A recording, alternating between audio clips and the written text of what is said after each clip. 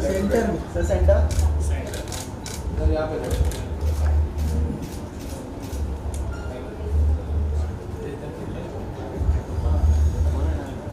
सामने यहाँ पे सर, यहाँ पे सब जगह सेंटर सेंटर सर, यहाँ पे sir left sir left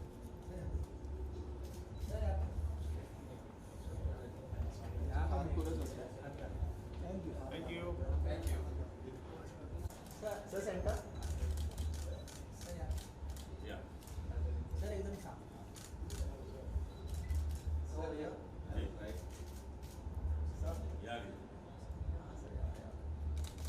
thank you sir.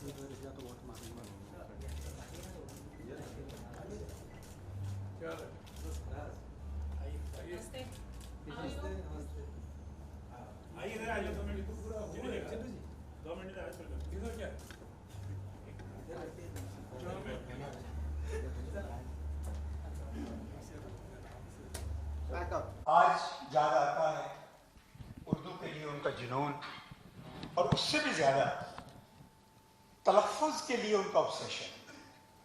हाल ये था दोस्तों कि अगर उन्हें कोई गाली भी दे दे तो शायद फर्क ना पड़े, लेकिन अगर उस गाली में गाली बकने वाले का शीन काफ दुरुस्त ना होता तो क़यामत आ जाती, एकदम चिढ़ जाते।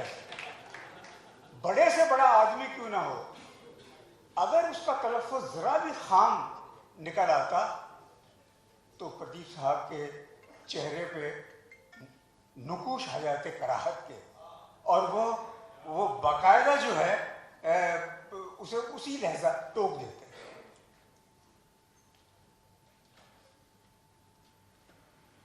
और यही नहीं, वो आदमी हमेशा हमेशा के लिए उनकी फहरिस्त के नागवार में शामिल हो जाता, फिर उससे उनका कोई संबंध नहीं रहने वाला था। ये खलिश कहाँ से होती, जामिन है एक इश्क का जो एक जुनूनी ने एक जबान से किया, और वो आज भी ऊपर कहीं आत्माओं की किसी बस्ती में, किसी आलम अरवाह में अपने साथ की रूहों का तलफ़्फ़ुज़ सुधार रहा हो।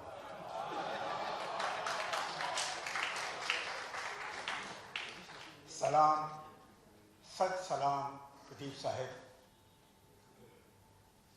आप न होते तो शायद हम भी यहाँ तक ना पहुँच पाते। ऊपर वाला आपको करवट करवट जन्नत बख्शे। इसी दुआ के साथ दोस्तों अब मैं दावत दूंगा जनाब शशि रंजन को कि वो आएँ और अपने उद्गार पेश करें। शशि रंजन।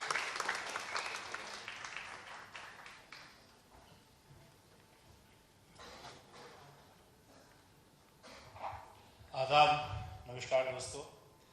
आज की इस खूबसूरत शाम में मैं आप सबका स्वागत करता हूँ, खैर मकदूम करता हूँ।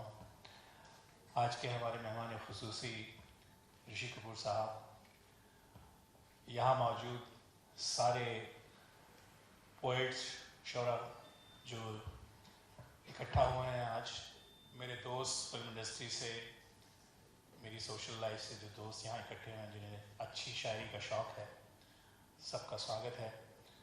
दोस्तों मैं बहुत वक्त नहीं लूँगा। ये जो आज की विमोचन है, ये मेरा एक वादा था मेरे फादर से। जैसा कि आपने सुना, उन्हें उर्दू का बहुत जुनून था और हमेशा ये कहा करते, उनके पास हज़ारों किताबें थी लाइब्रेरी में, और कहा करते कि मेरे औलाद मेरे मरने के बाद इनके ऊपर चाट पकौड़ी ना खाए। तो कोशिश करना कि अगर तुम्हें खुदा कुछ दे तो उर्दू की खिदमत करना, ज़ुबानों की खिदमत करना। बहुत साल लग गए इसको, लेकिन एक मेरी छोटी सी कोशिश है कि मैं आज ज़ुबानों की, उर्दू की खिदमत कर सकूं।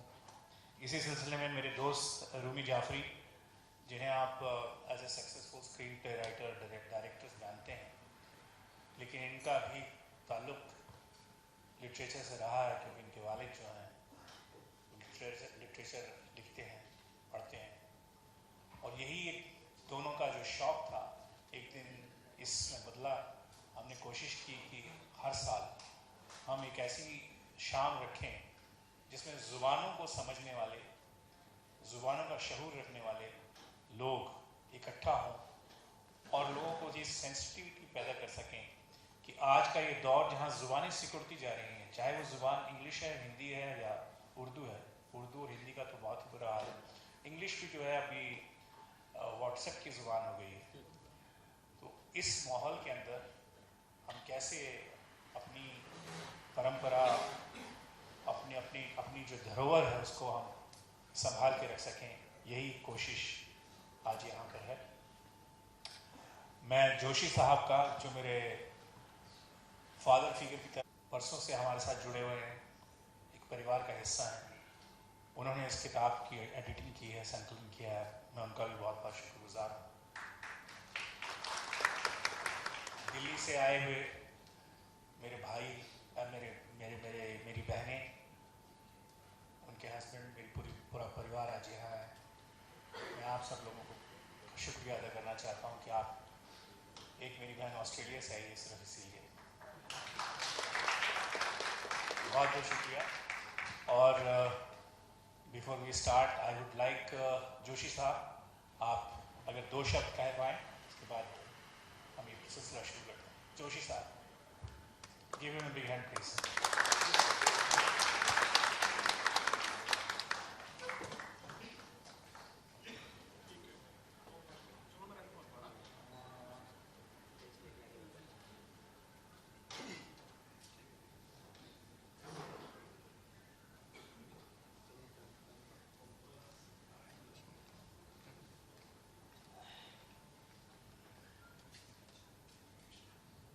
जनाब मेहमान ख़ुसूसी ऋषि कपूर साहब और एक बहुत ही अजीज़ मेरा बेटा, मेरा साथी और न जाने क्या क्या, शशि रंजन और सामीन, यहाँ जिक्र ज़बान का है और मैं ये कह सकता हूँ कि ज़बान किसी कौम की मारूसी तो नहीं हो सकती, जैसे अक्ल किसी एक की बकौती तो नहीं हो सकती।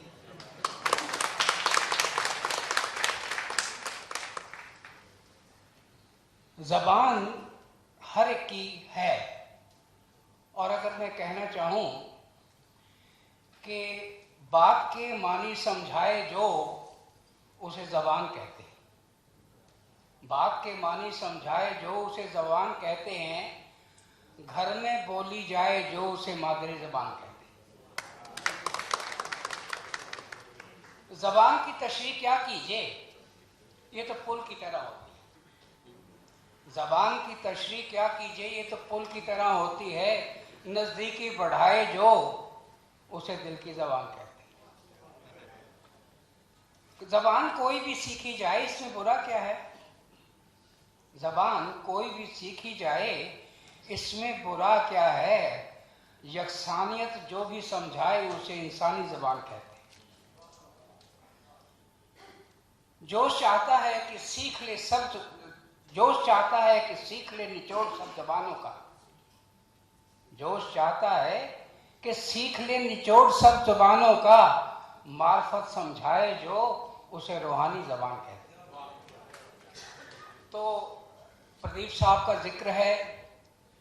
मेरे न सिर्फ वो दोस्त थे, बल्कि गाइड भी थे। नरवाना कॉलेज में मैं था तो एक चिट्ठी उन्होंने मुझे लिखी कि भाई हमारे कॉलेज में आ जाइए और अगर आप ना भी आना चाहें तो कम से कम एक दोस्त की हैसियत से आप मिलने की ज़रूर आ जाएं। और मैं वहीं का हो गया। क्या क्या तारीफ़ करें। जो किताब मैंने की है 3 साल पहले की थी, आज उसका इजरा हो रहा है। बहुत खुशी हो रही है कि कम से कम हमारी मेहनत जो है रंग ला रही है। और ये कहना चाहूँगा कि इस किताब की मार्फत जो हिंदी ट्रांसलेशन हुआ है, हिंदी और उर्दू का जिक्र हो रहा है, कहना होगा मुझे कि हिंदी और उर्दू कोई अलग अलग ज़बान नहीं है। और उर्दू ज़बान को ज़बान ना कहकर अगर हम तहजीब कहें तो ज़्यादा बेहतर है। और अगर मैं एक चंद लाइनें बयान करना चाहूँ तो वो ये कि निसार इस पर है हर कोई जहाँ में, निसार इस पर है हर कोई जहाँ में, बड़ी तहजीब है उर्दू ज़बान में।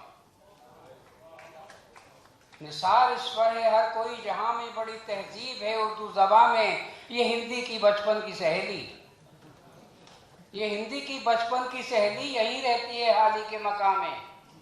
असर होगा तुम्हारी बात में भी, कहोगे जब इसे उर्दू ज़बान। तो उर्दू ऐसी ज़बान है जो शीरी है, जिसमें तहजीब है।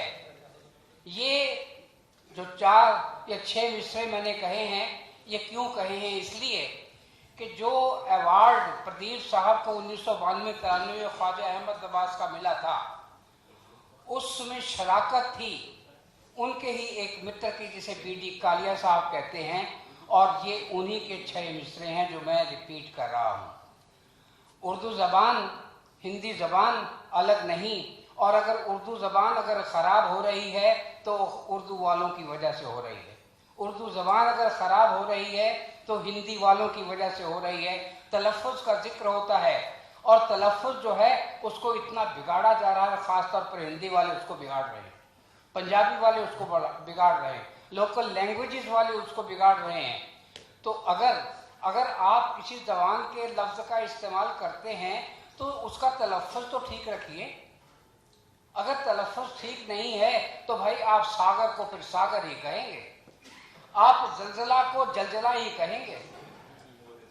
ये गलत बात है। अंग्रेज़ी ज़बान कोई ऐसी ज़बान है जिसका कोई लफ्ज़ अगर आप बोलना भी चाहें तो आपको ये यकीन नहीं होता कि आप तलफ़्फ़ुज़ उसका ठीक बोल रहे हैं। लेकिन उनमें ख़ासियत एक है और वो ये है कि अगर उन्होंने किसी फॉरेन लैंग्वेज से कोई वर्ड लिया है, शब्द लिया है, तो उसका तलफ़्फ़ुज़ जो है वो वही रखा हुआ, अपना उन्होंने थोपा नहीं।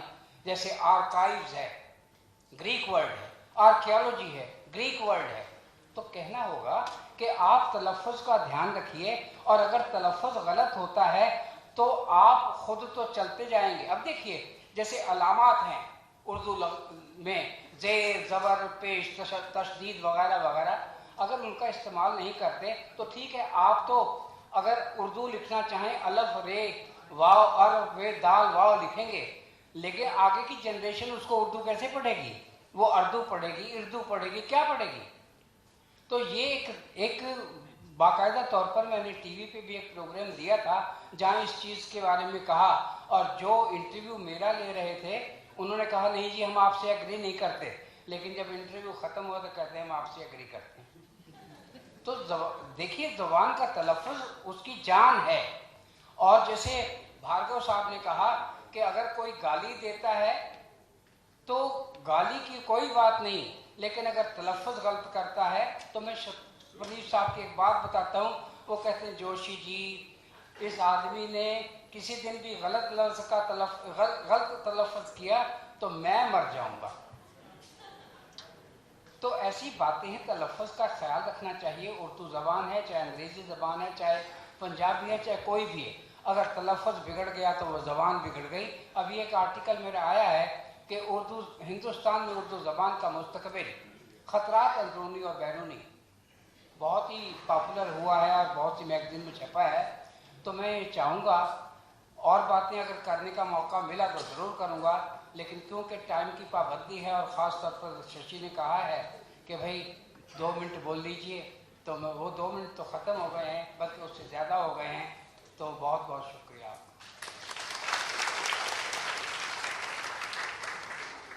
मैं जोशी साहब से दरख्वास्त करूँगा कि प्लीज़ आए हम भी भोजन करने के लिए। मैं जोशी साहब, मैं अपनी elder sister Urvashi Chauhan, Surendra Pal Singh Chauhan, Madhavi, Vikram, Sandhya, Prithvi, Bhupendra, Rita, please all come. Bhargav साहब, प्लीज कम।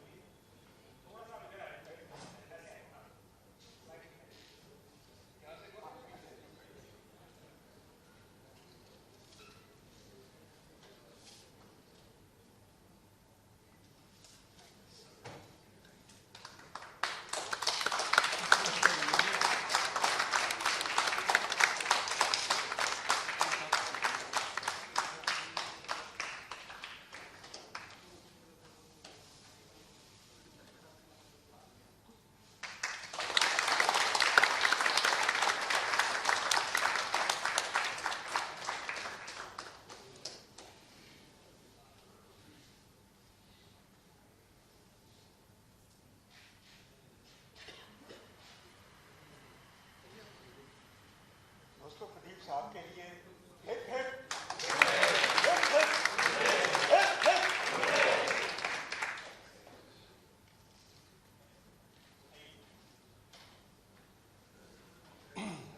दोस्तों, रूमी जाफरी के लिए प्लीज तालियां।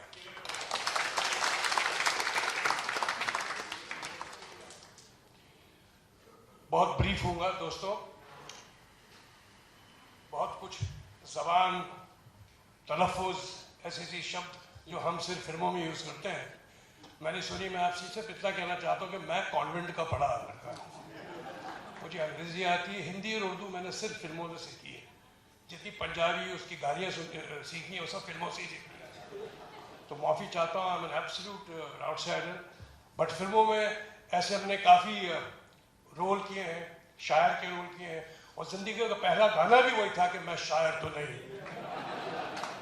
तो जनाब, hope you enjoy the evening and thank you. बहुत खुशी इस बात को जान करके रंजन फैमिली के उनके वालिद Narendra Pradeep ji was such a literary figure, और आज हम सब मिले हैं यहाँ, जब इकट्ठे हैं। Let us remember him well in the evening and please enjoy sir. Thank you.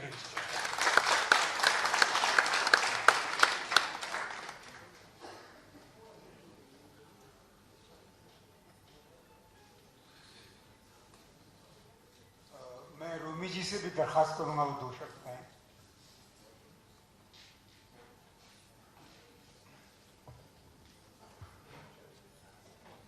आदाब।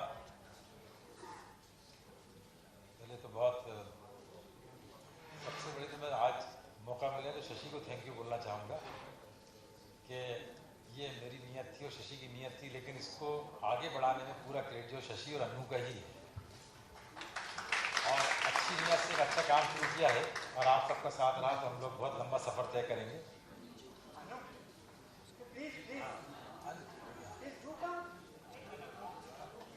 अन्नू और अनुष्का, हाँ जल्दी आप, तो टाइम वेस्ट हो रहा है। जाओ जाओ।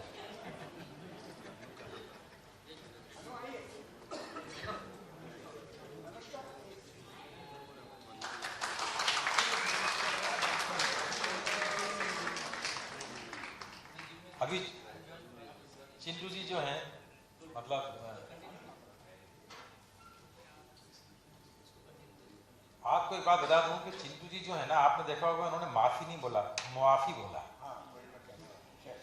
इससे ये पता लगता है कि चिंटू जी की जो सोहबत है, चिंटू जी की सोहबत रही है ख्वाजा बिन अब्बास के साथ। ये गुरु हैं जिनके नाम का अवार्ड शशि जो है उनके फादर को मिला है।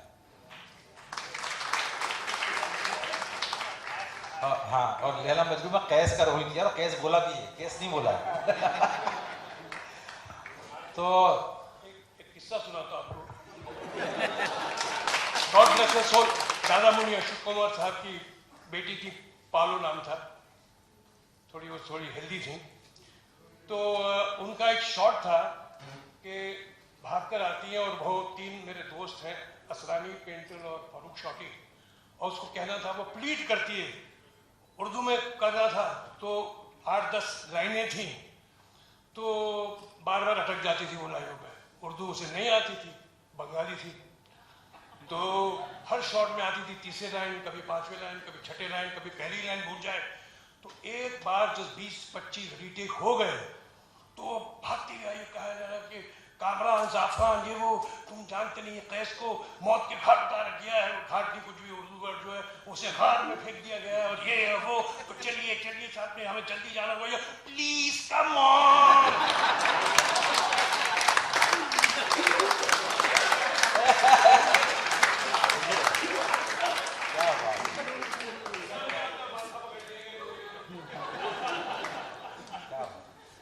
मुझे एक वाक़या याद आया जो जोशी जी बता रहे थे तलफ़ुज़ के ऊपर, कि हमारे भोपाल रेडियो स्टेशन में एक सिंगर है जुल्फ़िकार, अभी बड़े सिंगर हैं, उस टाइम नए थे, तो उनकी पहली गज़ल ब्रॉडकास्ट होने वाली थी। तो सबको उन्होंने फ़ोन कहा कि भाई मेरी 2 बजे गज़ल आने वाली है। तो अनाउंसर नई लड़की थी, उसने अनाउंस किया कि अब आप श्री जुल्फ़िकार अली से शेरी भोपाली का कलाम सुनिए।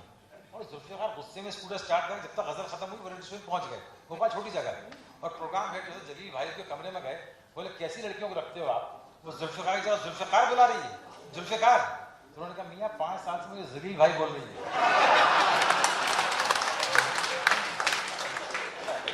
इसलिए मैं एक चीज आप, मैं यहाँ से आज जो एक मैसेज जा रहा है, जो मुझे फील हुआ है यहाँ खड़ा होके, जो पूरे हिंदुस्तान को देखना चाहिए, कि प्रदीप जी ने किताब लिखी, ये खलिश कहाँ से होती है, और उसका तर्जुमा हिंदी में किया है जोशी जी ने।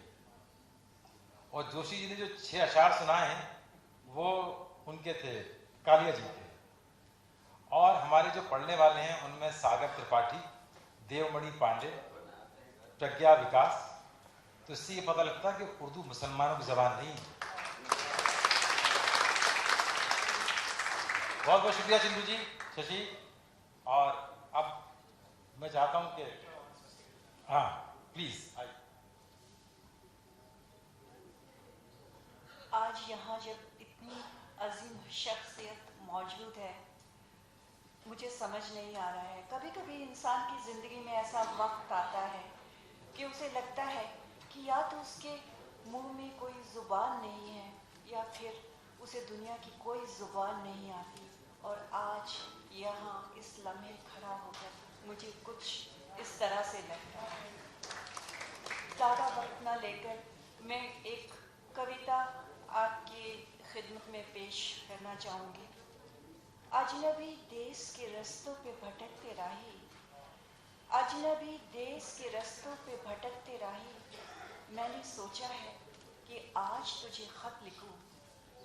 आज लिखूं सुलगते हुए अरमानों में कितने जहरीले सुबह तीर चुभा करते हैं, कैसे धुंधलाई हुई रात में बेबस आंसू डर के तन्हाई से थम थम कर बहा करते हैं।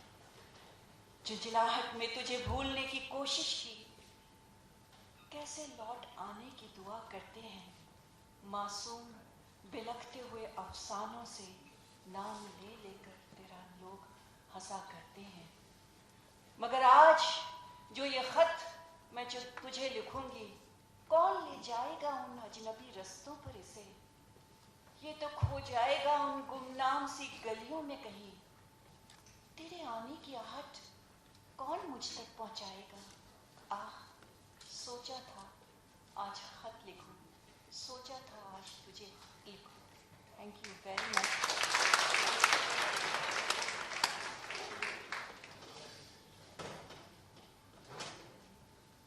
की बात चली है तो उसी पर कुछ पंक्तियां मैं सुना रही हूँ कि खत लिखेंगे आपको, आपसे वायदा था मगर, खत लिखेंगे आपको, आपसे वायदा था मगर, वादे पर अमल करना नामुमकिन सा लगने लगा है। जब भी कलम उठाई आपका चेहरा आंखों के सामने कुछ इस कदर छा गया है कि लिखना भूल गए हैं हम। आंखों में रहने वाले की दूरी का एहसास नहीं होता। जब आप पास हैं हमेशा तो खत कब और किसे लिखें। Thank you.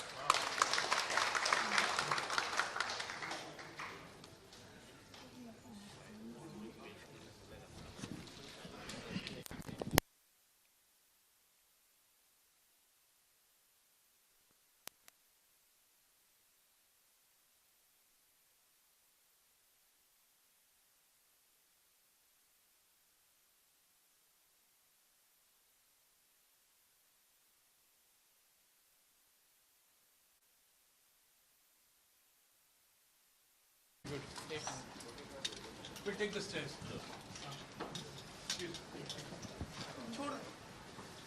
Thank you sir.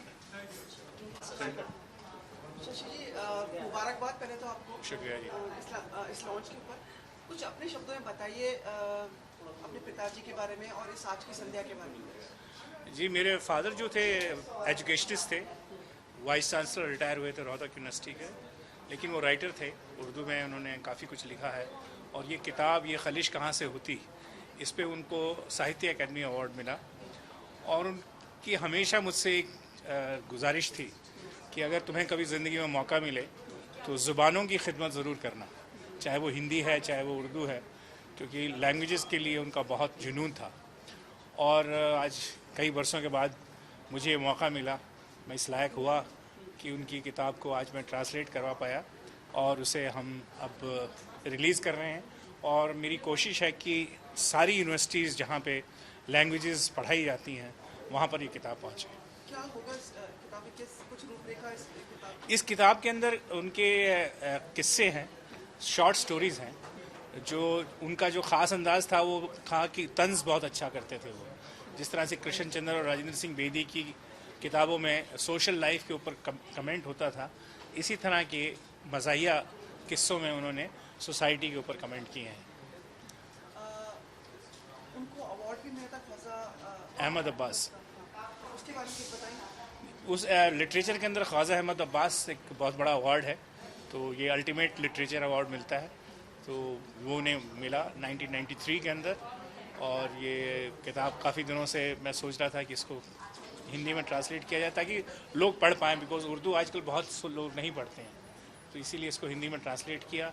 दूसरा, ये जो मुशायरे की शाम है, ये भी तीसरा साल है।